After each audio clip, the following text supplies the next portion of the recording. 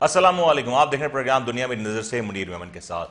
کل پاکستان بھر میں جشن آزادی پرجوش انداز سے منایا گیا۔ 79 ایئرز ایک طویل عرصہ ہوتا ہے۔ کہا جاتا ہے قوموں کو بننے میں سنورنے میں ایک بڑی طویل مدت درکار ہوتی ہے، اور اکثر قومیں 100-200 سال کے بعد میچورٹی کی طرف بڑھتی ہیں، لیکن پاکستان کی اگر مثال دی جائے تو بڑا ایک عجیب و غریب سفر ہمارا رہا۔ سن 1947 میں جب ہم آزاد ہوئے، اس کے بعد پاکستان میں جو تعمیر و ترقی کا جو دور شروع ہوا، پوری دنیا میں اس کی مثال کہیں نہیں ملتی تھی۔ پاکستان شاید وہ واحد ملک تھا جو انڈسٹریلائزیشن کے دور میں اپنے پہلے ہی سال سے داخل ہو چکا تھا، اور یہی وجہ تھی کہ پاکستان کی صنعتی پیداوار، پاکستان کی تعمیر و ترقی دنیا میں سب سے تیز تھی۔ پاکستان کی تعمیر و ترقی کی یہ مثال تھی کہ دنیا بھر سے لوگ پاکستان کے اوپر ریسرچ کرتے تھے، پاکستان کے اداروں کے اوپر ریسرچ کرتے تھے، چاہے وہ پاکستان کی سٹیل مل ہو، چاہے پاکستان کی فضائیہ ہو، چاہے وہ پاکستان کی افواج ہو یا پاکستان کے کوئی اور دیگر امور۔ پاکستان تک کہا جاتا ہے کہ ہر لحاظ سے سب سے بہتر تھا، سب سے آگے تھا، اپنے وقت سے آگے تھا، لیکن وہ پاکستان جو ایک وقت میں سب سے زیادہ تعمیر و ترقی کے اعتبار سے آگے تھا، آج کہاں پیچھے رہ گیا اور اس کی وجہ کیا بنی؟ آج ہم اتنے عرصے میں جو مقاصد حاصل کرنا چاہتے تھے وہ حاصل کیوں نہ کر سکے؟ اس دوران پاکستان دولت بھی ہوا، لیکن پاکستان کے مسائل جوں کے تو ہیں۔ آج بھی اگر دیکھیں تو پاکستان مختلف چیلنجز میں گھرا ہوا ہے۔ آج بھی دیکھیں تو پاکستان میں بہت سارے معاملات ایسے ہیں جن کے اوپر بحث کی ضرور جاتی ہے، لیکن عملی جامہ نہیں پہنایا جا سکتا۔ آج نئے صوبوں کی بات ہوتی ہے، ایڈمنسٹریٹو یونٹس کی بات ہوتی ہے، گورننس کی بات ہوتی ہے، لیکن شاید اس کو صحیح معنوں میں ریپلیکیٹ نہیں کیا جا سکتا۔ اس حوالے سے گفتگو کریں گے۔ آج پروگرام میں ہمارے ساتھ شامل ہیں سلمان احمد صاحب، جو ایک بڑے زبردست تجزیہ نگار ہیں، ساتھ میں ان کے ہمراہ جوائن کر رہے ہیں جناب نعیم خان صاحب اور ریاض عاجز صاحب۔ میں اپنے مہمانوں کا تعارف کراتا چلوں، اور پہلا سوال اگر میں سلمان صاحب آپ سے کر سکوں، اس وقت جو سب سے بڑی وجہ ہے وہ کیا بن رہی ہے کہ پاکستان میں جو ڈیولپمنٹ کا کام ہے بڑی تیزی شروع ضرور ہوا، لیکن وہ اس انداز سے آگے بڑھ نہ سکا؟ بسم اللہ الرحمن الرحیم، شکریہ آپ نے مجھے انوائٹ کیا۔ دیکھیں، آپ نے انٹرو میں بتایا ہے کہ سٹارٹ میں ہی پاکستان نے زبردست ترقی کا مظاہرہ کیا تھا، بلکہ میں سمجھتا ہوں 60s میں پاکستان بے مثال ترقی پر تھا۔ پاکستان جب بنا تھا تو ہم اگر ہندوستان سے کمپیئر کرتے ہیں تو ہندوستان نے بیفور میکنگ انڈیا ان کی ایک اسٹریٹجی، ایک ویژن بن چکا تھا۔ انہوں نے ایجوکیشن پالیسی، انہوں نے لینڈ ریفارمز، انہوں نے اپنی خارجہ پالیسی کے کس ملک سے تعلقات رکھنا ہے اور کس سے نہیں رکھنا ہے، داخلہ پالیسی، ساری چیزیں ایک پلاننگ کے ساتھ وہ آگے آئے تھے، جبکہ بدقسمتی سے ہمارے ساتھ اس طرح کا معاملہ نہیں ہوا تھا۔ اسی لیے شروع میں کافی ٹربلز ہوئیں، اور پھر دوسری بات یہ ہے کہ جو سیاسی استحکام تھا وہ بھی ہمیشہ متزلزل رہا ہے، اور تقریباً کوئی بھی پرائم منسٹر جو ہے آج تک اپنی آئینی حکومت جو ہے وہ پوری نہیں کر سکا پاکستان میں۔ لیکن یہ کہ 60s کا دور بڑا شاندار تھا، اور 70 کی آخر تک، یعنی 60s کے اینڈ تک جو ہے یہ حال تھا کہ کوریا، نارتھ کوریا سے، ساؤتھ کوریا سے، جرمنی سے اور مختلف ممالک سے وفود آتے تھے جو ہم سے گاڑیاں بنانا سیکھتے تھے، ہم سے بہت ساری چیزیں بنانا سیکھتے تھے، بینکنگ سیکٹر کے بارے میں معلومات لینے آتے تھے، اور آج وہ دنیا پر چھائے ہوئے ہیں۔ لیکن بدقسمتی سے آگے جانے کے بعد جو ہے جب جمہوریت کا آغاز ہوا، سو کالڈ جمہوریت کا آغاز ہوا، اس میں بہت سارے فیصلے غلط ہوئے، جس میں سر فہرست جو ہے نیشنلائزیشن کا فیصلہ تھا، جو میں سمجھتا ہوں پاکستان کے لیے ایک سب سے بڑا ناسور کہہ سکتے ہیں، یا پارٹیشن جو ہمارا اس دوران میں ملک بھی ٹوٹ گیا۔ ملک ٹوٹنے کے بعد اگر سب سے بڑا سانحہ میں کہتا ہوں تو وہ نیشنلائزیشن کا پروسیس تھا، جس کی وجہ سے انڈسٹریلائزیشن کا عمل پاکستان میں ختم ہو گیا، اور ہم امپورٹ اورینٹڈ ملک بنتے چلے گئے، اور جس کی وجہ سے ہمارے ہاں پرابلمز کا آغاز شروع ہو گیا، اور مجبوراً پاکستان کو آئی ایم ایف اور دوسرے ڈونرز ایجنسیز کے پاس ڈالرز کے لیے جانا پڑا، کیونکہ ہم ٹوٹلی امپورٹ پر انحصار کر رہے تھے اور اب تک کر رہے ہیں۔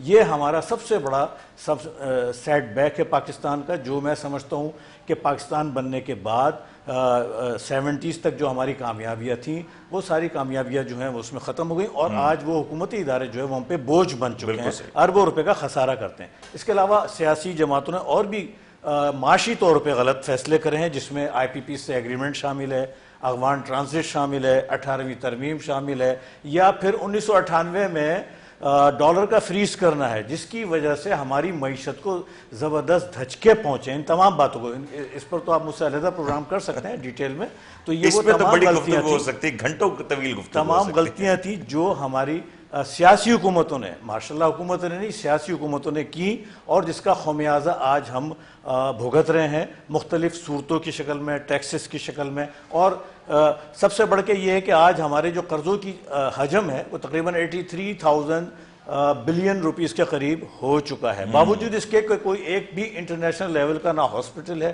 نہ یونیورسٹی ہے، نہ روڈ ہے، کوئی ایسی ڈیولپمنٹ نہیں ہے، لیکن بہرحال 83,000 ارب روپے کا ہم پہ قرضہ موجود ہے، اور جس کی سود کی مد میں تقریباً 8 سے 9,000 ارب روپے سال کے ہم پے کرتے ہیں، جبکہ ہماری ٹوٹل آمدنی 13,000 ارب روپے.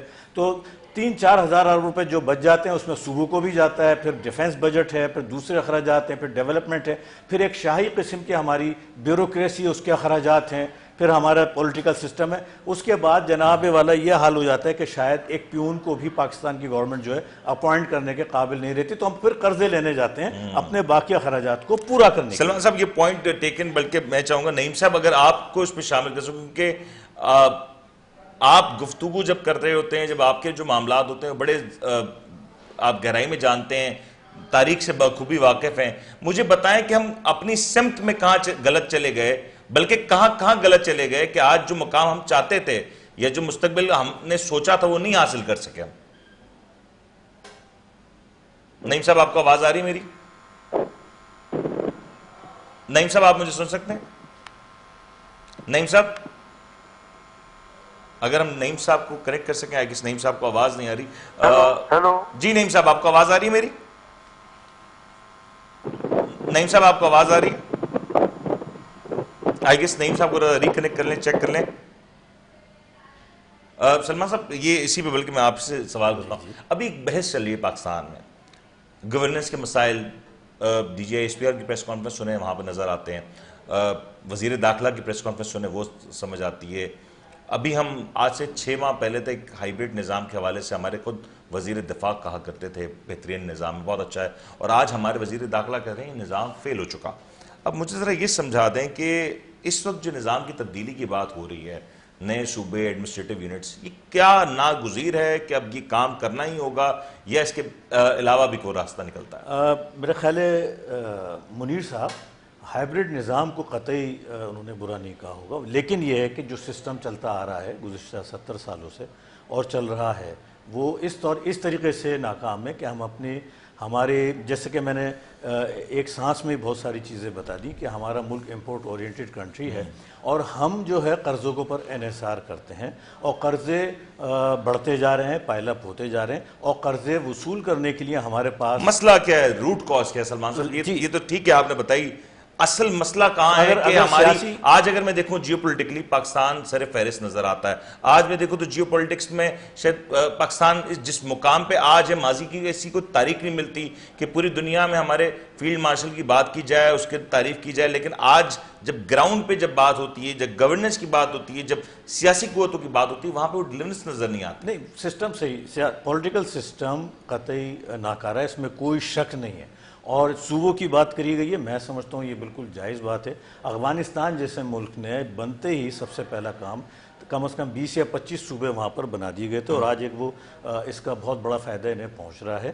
اور میں سمجھتا ہوں یہ میں محسن نقوی صاحب کے ان خیالات سے میں قطعی اتفاق کرتا ہوں کہ موجودہ سسٹم کچھ بھی ہو جائے چل نہیں سکتا جب تک کہ ہمیں بنیادی تبدیلیاں نہ کرنا پڑے. سیریس لیمیٹیشنز بھی ہیں نا جب ڈیولپمنٹ کی بات ہوتی ہے. نعیم صاحب اگر آپ ہمیں سن سکتے ہیں تو.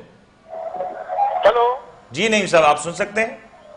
جی آواز آ رہی ہے. نعیم صاحب مجھے ذرا یہ بتائیے گا، جو اس وقت پاکستان کی بات کی جاتی ہے، ہم کہاں پیچھے رہ گئے؟ کون سی ایسی غلطی کر گئے کہ ہم 78 سال کا عرصہ گزارنے کے باوجود جو مقام حاصل کرنا چاہتے تھے کر نہ سکے؟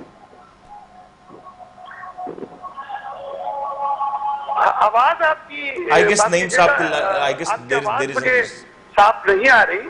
اگر آپ سوال کو ریپیٹ کر دیں. اگر آپ نعیم صاحب ہم پچھلے 78 سال میں کہاں پیچھے رہ گئے بطور پاکستان؟ ہم نے کیا غلطی کی کہ ہم جو مقام حاصل کرنا تھا وہ نہیں حاصل کر سکے؟